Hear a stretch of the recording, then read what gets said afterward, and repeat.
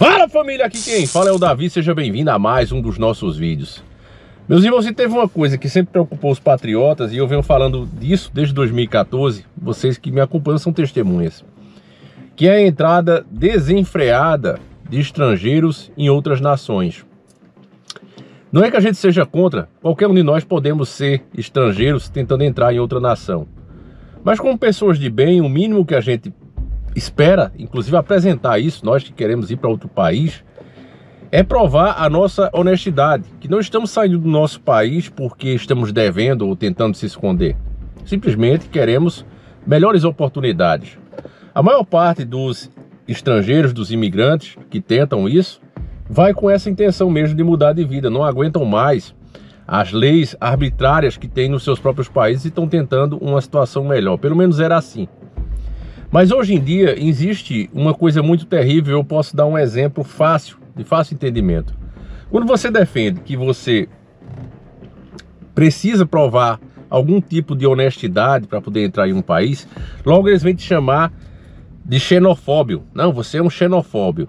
Essa palavra, ela vem do grego, é a junção de duas palavrinhas. Uma é o xenos, né, que ela era usada para descrever o estrangeiro ou uma pessoa estranha, e a outra o phobos, que se trata do medo. Então, juntaram as duas palavras e se tornou xenofobia. A pessoa que não aceita estrangeiro, que tem preconceito com ela. Mas uma coisa só pode ser preconceito, como a própria palavra diz, né? Ou seja, você fez antes de acontecer. Pré-conceito, é um conceito formado antes de conhecer. Mas você conhece bem a situação. Antes. No segundo dia do processo de interiorização, 161 imigrantes venezuelanos embarcaram em Boa Vista, rumo a Cuiabá e a São Paulo. Nós embarcamos juntos na aeronave da Força Aérea Brasileira para mostrar bem de perto a história desses imigrantes e os primeiros passos em uma nova vida. Os que estão em família, 69 no total, vão para Cuiabá. O restante, 92 venezuelanos solteiros, segue para São Paulo. Viva Venezuela! Dale, outra vez! Já conseguiu interiorizar mais de 46.500 imigrantes para 645 cidades em todo o país. Fugindo da crise política e econômica na Venezuela, Davis encontrou no Brasil a esperança do recomeço. Após passar algum tempo nos abrigos instalados pelo governo brasileiro em Boa Vista, capital de Roraima, ele recebeu uma vaga de emprego em Itabirito, em Minas Gerais. Só no ano passado, mais de 19 mil venezuelanos receberam novas oportunidades de vida no Brasil. Para garantir esse atendimento humanitário aos cidadãos do país vizinho, foi criada em 2018 a Operação Acolhida.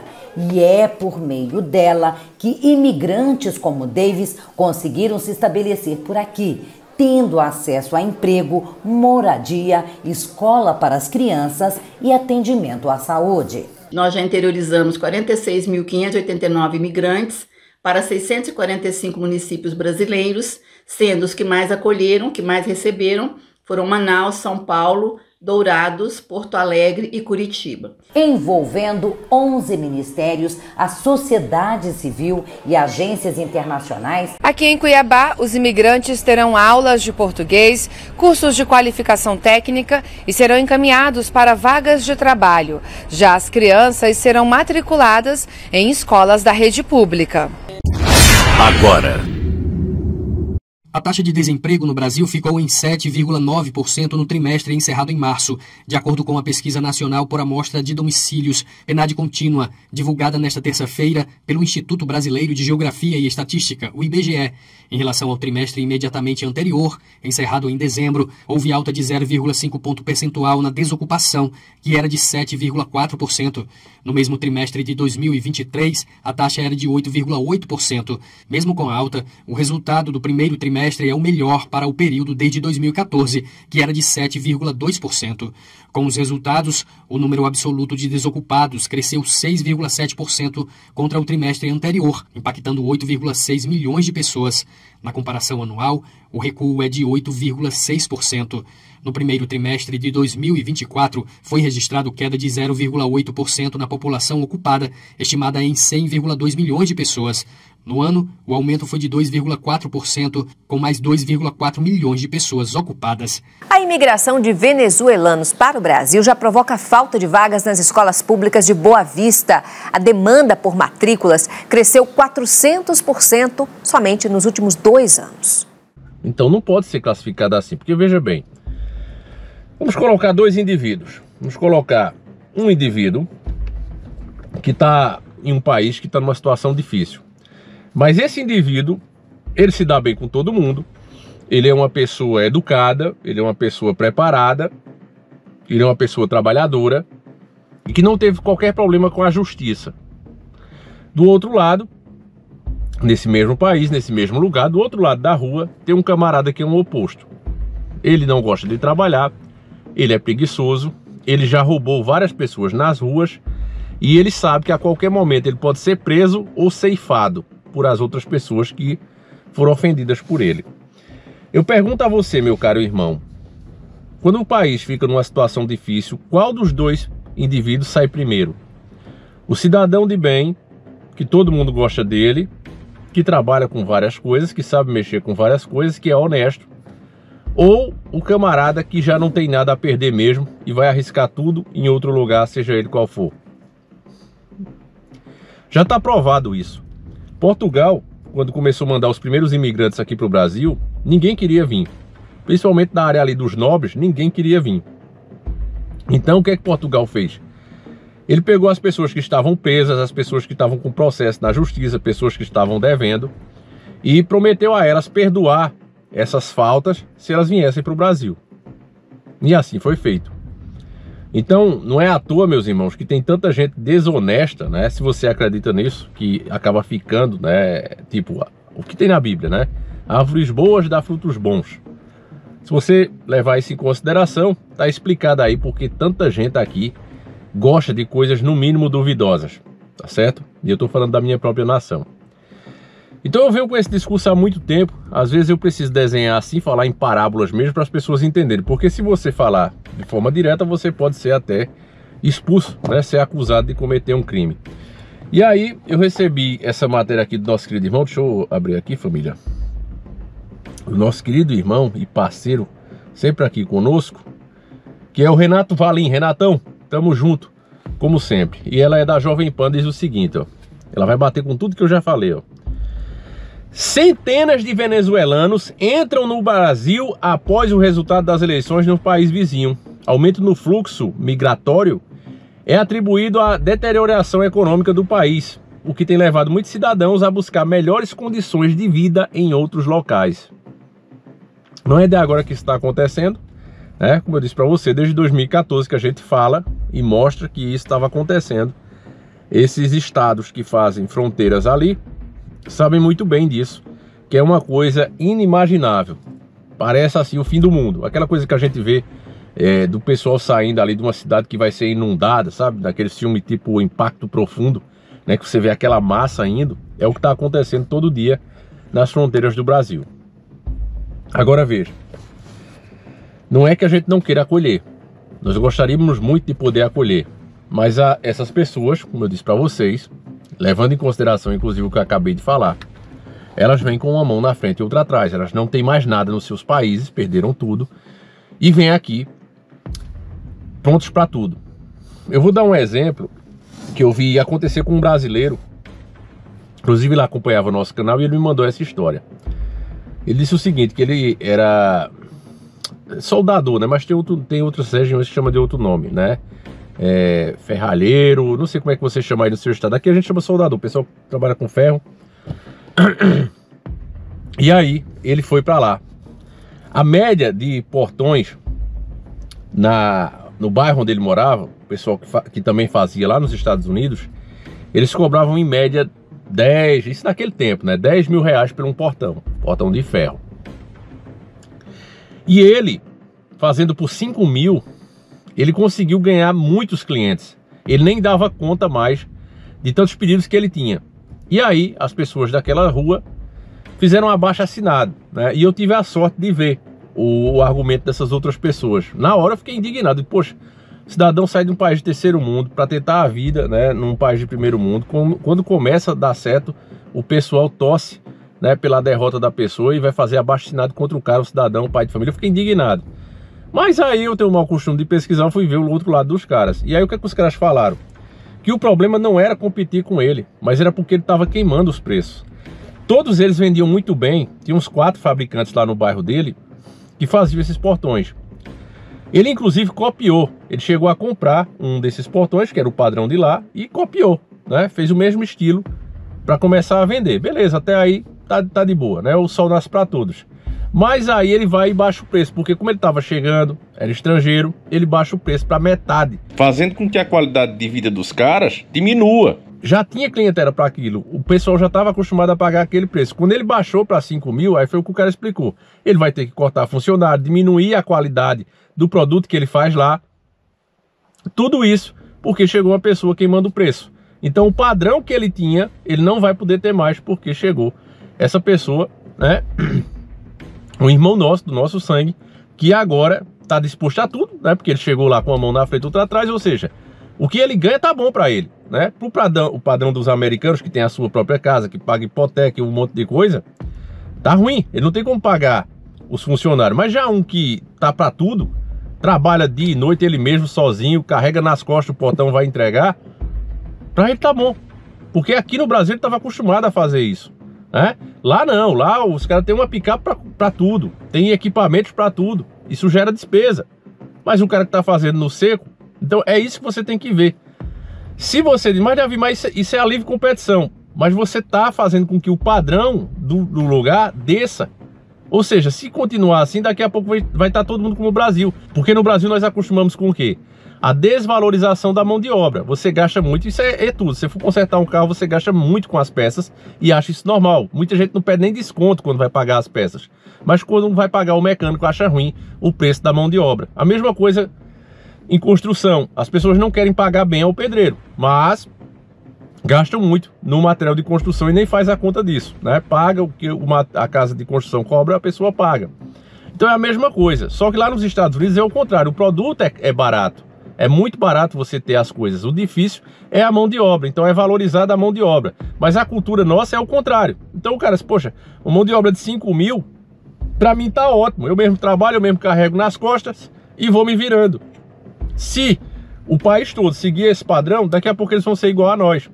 Então é aí que mora o problema. Vi isso, inclusive foi reportagem também. Não lembro a emissora, que faz muitos anos que eu vi. Tinha lá aqueles ônibus de 2 andares, né? E o camarada pegou e pulou a catraca. Essa reportagem não foi nem pro ar, né? Eu já vi ela aqui, na época, no YouTube, né? Que foi reportagem que não foi pro ar por causa da vergonha tão grande que foi.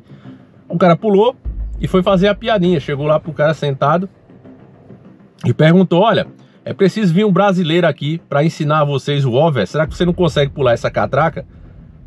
E aí o cara levantou-se e disse, não, a gente sabe que dá para pular. Só que se a gente pular, a empresa de ônibus não vai ganhar dinheiro. Se ela não ganhar dinheiro, ela não vai poder manter em boas condições os ônibus e nem vai pagar os impostos devidos ao Estado e à Prefeitura. E aí a Prefeitura também, sem receber, vai começar a deixar as ruas todas esculhambadas. Vão ficar sujas e cheias de buraco, igual é no seu país. Podia ter dormido sem essa. Então é basicamente isso, meu irmão, que está acontecendo. E aí eu vejo o vídeo aqui do Gustavo Gaia. Deixa eu contar do teu celular. Já perdi, família, já achei. Tá vendo por que ele quebrou-se? Que é desse jeito. Mas aí eu vi o vídeo do Gustavo Gaia, praticamente, né? Repetindo o que a gente já fala aqui há anos. Porque não tem como, família. Quando você vai falar a verdade pro povo, a verdade é uma só.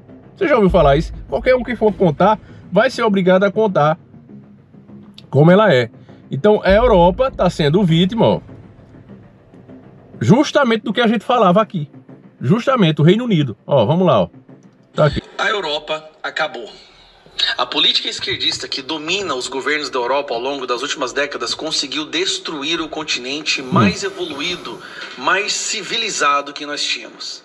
Ao longo das últimas décadas, na tentativa de buscar mais eleitores e baratear a mão de obra, a esquerda abriu as fronteiras e deixou imigração em massa entrar nos países da Europa. Para ter mais votos. Essa imigração vinha quase que exclusivamente de países islâmicos e também alguns países da África, mas a maioria países islâmicos. Chegou a uma situação hoje que, neste momento, a Europa está vivendo uma guerra civil. Sem brincadeira, as imagens que eu assisti agora sobre o que está acontecendo nas ruas da Inglaterra são piores do que está acontecendo na Venezuela.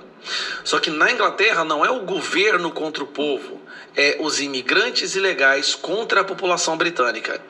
Cenas fortíssimas, que inclusive eu nem posso passar aqui boa parte delas. Então eu vou fazer uma sugestão. Para você entender o processo de destruição que a Inglaterra se encontra agora e como eles estão vivendo uma guerra civil, não estou falando de grupos armados com cacetetes e facas. Essa convulsão social eclodiu recentemente depois que um imigrante esfaqueou 3 meninas, tirando a vida de 3 crianças britânicas. A população britânica se rebelou contra os imigrantes e daí começou a guerra. Então nós temos parece uma anjinha, família. De imigrantes e grupos de britânicos saindo para brigar. Mas é brigar mesmo, de matar uns aos outros. É uma coisa incrível. Então se você for no seu Twitter agora... Política de esquerda, né? Se você for no seu Twitter não tem segredo. Escrever Reino Unido, você vai ver imagens que eu te garanto que vão te chocar. Eu não posso nem colocar... Essa menina aqui foi a menina que foi assassinada, a facada por um imigrante, tá?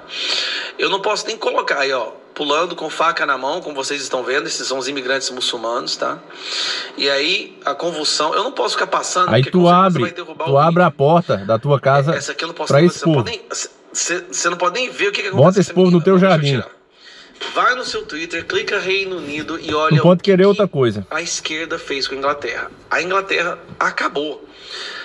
Guerra civil, pior que a Venezuela. Lá, eu vi vídeos de grupos de imigrantes pegando uma mulher branca e espancando ela até ela ficar inconsciente. Um outro menino branco também, britânico, onde os imigrantes foram lá e espancaram essa criança. E a mídia? Eu não sei se ela morreu ou não dá pra saber. E aí alguns britânicos se uniram e foram em alguns hotéis onde a política esquerdista começou a oferecer hotel para os imigrantes. Imigrantes sem crivo nenhum. Essa é a questão. A imigração, ela é boa, ela faz parte, ela é saudável para qualquer país. Agora, quando você abre a fronteira e deixa entrar ilegais, traficantes, chefes de facção criminosa... Aí você está complicando o seu país. A imigração, ela deve existir com crivo. A pessoa, para entrar no país, ela tem que mostrar que ela é uma pessoa que tem trabalho, é uma pessoa que vai agregar alguma coisa, que não tenha ficha criminal, que não tenha sido presos por terrorismo. Mas o que a Europa fez foi abrir completamente para a imigração em massa. É o que o Biden fez nos Estados Unidos. É o que a esquerda está fazendo em todos esses países e agora eles estão completamente destruídos. É o que a França fez. Inclusive, Paris, França, já era destruído. Se você não visitou a França ainda, não vá mais. Se era sonho seu visitar Paris, não precise mais. Acabou. A imigração em massa... ou a abertura das fronteiras desses países através da política esquerdista, aquela política Imagine all the people living in the world, acabou sem fronteiras. É impressionante as imagens que eu estava vendo agora. Assim, eu queria poder passar algumas, mas se eu ver, olha, simplesmente não dá. Algumas imagens, tá? Aqui os britânicos saindo revoltados com o assassinato das crianças. Aí o rapaz colocou... Aí a imprensa tá falando que isso é a extrema-direita que tá saindo. Não. Aí o cara escreve, não é extrema-direita, apenas um pai. Crianças morrem, a mídia mente. Aí esses aí são os imigrantes ilegais, saindo com porrete na mão. Tá desse jeito a situação lá, galera. Vocês não estão entendendo. O negócio lá, o pau tá quebrando, que é impressionante. Eu não posso nem ficar muito tempo, senão derruba.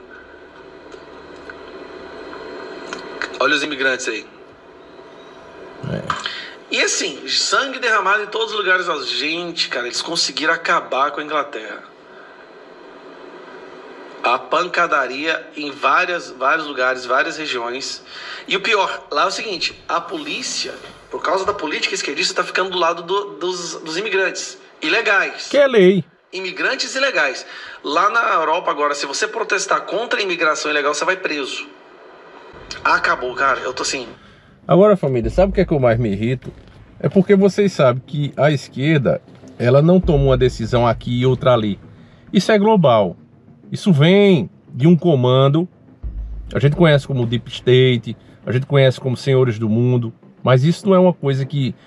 bateu na cabeça de um cara de esquerda e tá fazendo ali naquele local. Não, é uma coisa global. O Brasil já tá pior do que isso. É que o povo de lá tá reagindo ainda. Tá tentando reagir, né? Mas aqui tá pior. Você vê até o nosso sistema perfeito, né? Que não aceita nenhuma melhoria. É de fato perfeito. O nosso sistema, né? Que elege os nossos líderes, ele é perfeito. Ele é inquestionável e se você questionar, você vai pra cadeia. Ele não aceita uma melhoria.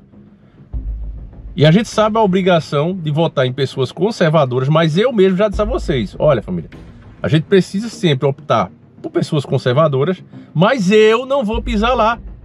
Por quê? Porque a oposição que deveria agora estar exigindo isso, fazendo as paralisações no Brasil inteiro, tá calada. Tá agindo como se o problema fosse lá, como se o problema fosse na Venezuela, quando o problema tá aqui também. São milhões de pessoas vindo para cá. E essas pessoas vão fazer a diferença, meu irmão, na hora de decidir. Porque a esquerda... Olha aí o que você ouviu, o próprio Gustavo dizendo, né? Para não dizer que é teoria da conspiração. A esquerda paga hotel para imigrantes ilegais. Não quer saber se o cara é criminoso, não quer saber o que ele fez. Isso aconteceu também nos Estados Unidos já na época de Cuba. Tem um filme muito bom, Scarface, a primeira versão. Eu vou fazer uma análise, eu prometo para vocês fazer uma análise. Já tá há meses na minha mira para eu fazer. É a primeira versão, não é aquela com... Poxa, o Al Pacino. Tem uma versão antes de Al Pacino. E ela fala mesmo a verdade. Ela mostra o que era, né? A versão de Al Pacino, ela já coloca como uma coisa de preconceito e tal, sabe? Ela já dá uma mascarada no negócio. É subliminal de Al Pacino. Já o outro é escancarado, mas já fala no começo do filme, olha isso aqui que estão fazendo, né? Este filme é um indiciamento do domínio de gangsters na América e da brutal indiferença do governo a essa ameaça cada vez maior, a segurança e a liberdade. Todos os incidentes neste filme representam a reprodução de um acontecimento real e seu propósito é saber do governo o que pretende fazer a respeito. O governo é seu governo. E você, o que pretende fazer? Mas enfim, eu vou fazer uma análise disso. Então, a esquerda, ela vem crescendo, ela vem chegando ao poder por causa disso. As pessoas que chegam numa situação dessa, né, que vem de um país que está sendo destruído já por ideologias de esquerda, ele não quer saber, porque sempre me questionam disso, mas já vi como é que a pessoa sai do país dela, que tem uma pessoa de esquerda e vai votar na esquerda do outro país, porque ela nunca acredita que é igual. Ela pensa que isso é uma decisão, ela ouviu isso da mídia desde que era criança, ouviu os pais delas repetindo, ouviu os avós dela falando que aquilo é um problema daquele líder especial. Tem gente que diz aqui, não, o problema é o Lula, ele é o mestre do crime, ele é o cara, é a maior mente criminosa do mundo. Não, cara, o cara tem dificuldades para falar, aquilo é uma marionete, tava presa, foi tirada dali para fazer esse papel. Entende, família? O cara tem dificuldade para falar, você acha que ele teria condição de traçar esses planos? É lógico que não, meu irmão, o cara tem dificuldade para falar, entenda isso. Então, essas personas que ficam aí, essas marionetes, é que levam a culpa. Então, o povo acreditando nisso, não vê problema nenhum em chegar em outro país e votar na esquerda, até porque é essa esquerda que vai colocá-la lá. E que permitiu ela chegar até lá e que vai legalizar ela. Cuiabá se surpreendeu com o tamanho da cidade. Renovou a esperança de uma vida melhor e de, um dia, reencontrar os que deixou no país natal. Eu nunca me planteei deixar Venezuela, porque... O sea, Venezuela es lo máximo. Es mi país, es mi familia, es todo lo que tengo. E não é fácil. O governo federal investiu mais de 630 milhões de reais em toda a operação. A migração é uma realidade no nosso país, nós precisamos estar preparados para receber a diversidade. Andrés, de 22 anos, vai com a mãe e a irmã para Cuiabá. Nas mãos, o companheiro inseparável. 15 años cumplió y es la hija menor, da una fiesta de cumpleaños en su honor. Ir al refugio, como vamos a llegar todos, y conseguir empleo, principalmente. O destino de Juan, de 34 anos, e do filho, de 10, é São Paulo. Ele é desenhista gráfico. Conta que até tinha emprego na Venezuela, mas com o salário de um mês de trabalho, não conseguia comprar sequer um frango. Para comprar um pollo, tinha que praticamente trabalhar 2 meses. Para comprar solo um pollo. Impossível viver assim? Impossível. Era madrugada quando os imigrantes venezuelanos chegaram ao aeroporto de Boa Vista para o segundo dia de transferências. A crise econômica na Venezuela levou Francisco, de 46 anos, ao desemprego. Não tinha trabalho e, lamentablemente, meus filhos cada dia me pediam comida. Desesperante, então decidimos, tuvimos que começar a vender coisas na casa que nunca lo había hecho para poder comer. Com a comida cada vez mais cara, chegou um momento em que ele, a esposa e os 2 filhos só tinham mandioca para comer. E quando nem mais enviar os filhos à escola ele conseguiu, porque os meninos estavam fracos demais, Francisco tomou a decisão. De carona, chegou ao Brasil no final de fevereiro. Isamar tinha o próprio negócio na Venezuela, uma lotérica. Com a inflação descontrolada, teve de começar a dispensar os funcionários, até que não restou nada e o Brasil se tornou a solução. Vengo ao Brasil por as condições críticas que tinha meu país em saúde, educação, alimentação, segurança, todas em terríveis condições, não funcionavam para nada, pues. Então ela não quer nem ouvir as propostas do outro, meu irmão, vou votar na minha melhoria, é assim que funciona. A lei econômica, tudo. A pessoa pensa nos seus próprios ganhos e assim ela vai trabalhando para ampliar esses ganhos e a sociedade acaba ganhando como um todo, porque cada um tenta a sua melhoria e com essa melhoria vai ganhando mais dinheiro. É assim que funciona. Então a empresa amplia, a empresa melhora o atendimento, a empresa melhora a entrega, ela melhora os preços, não porque ela é boazinha, mas porque ela quer ganhar mais, então ela sabendo que fazendo isso, ela vai conseguir vender mais do que as outras. Então é assim que o comércio funciona. Cada um procura a sua melhoria. A mesma coisa quando o camarada decide quem votar. Eu vou votar nesse aqui, porque essa pauta aqui, em específico, essas outras eu acho um lixo, ó. Tem mais 4. Lixo. Mas essa aqui me interessa, eu vou votar por essa. Ah, mas o outro cara ali, ó, tem um monte de coisa que você gosta, que você concorda. É, velho, mas não tem essa daqui, que é a principal pra mim. Eu só tô aqui por causa dessa. Então, dane-se essas outras. Cara, se você não tiver entendido com isso, se desinscreve, pelo amor de Deus, vai procurar a tua turma, porque aqui não é o teu lugar não, beleza? É isso, meus irmãos, compartilha esse vídeo, mostra para mais pessoas, porque esta porra acaba aqui. Desculpa o palavrão, filho, mas caraca, mano, é revoltante demais, porque você já tá vendo quanto tá o dólar, né? E o que mais me irrita é isso, você vê o pessoal, né, parando assim, falando e tal, como se o Brasil não tá assim ainda, tá pior. O Brasil já vive em treta civil, os números que nós temos, pra você pegar agora, a Europa não tá assim, né? O Reino Unido tá assim, a Inglaterra tá assim, beleza. Você pega os números de falecimento que tá tendo lá e compare com o do Brasil. E você vai ver que a gente já vive em treta civil há muito tempo. O problema é que a gente tem uma oposição fraca, que tá barganhando, em vez de fazer o que uma oposição deve fazer. Com a revolta que a população tem, né? O anseio que tem por uma liderança, seria muito fácil agora parar o Brasil e exigir que as leis sejam feitas e cumpridas. Só isso. Não precisa nem fazer mais isso, só cumprir as que estão aí. CPI de deuses do Olimpo, melhoria do nosso sistema de escolha, né? Porque eu não vou dizer que tem problemas, não tem problema nenhum, certo? Da nossa escolha, do nosso sistema de escolha de líderes. É perfeito. Mas sempre dá para melhorar um pouquinho, então aceitem as melhorias, né? Como o voto impresso. Só isso que a gente pede, né? Uma CPI lá em cima e uma melhoria na nossa seleção, para que aí a gente possa pelo menos ter esperança de, se a gente fizer as escolhas certas, melhorar alguma coisa. Porque do jeito que tá, meu irmão, diga a você, não vá nem lá, porque não tem futuro. Um abraço, fique com Deus e fui.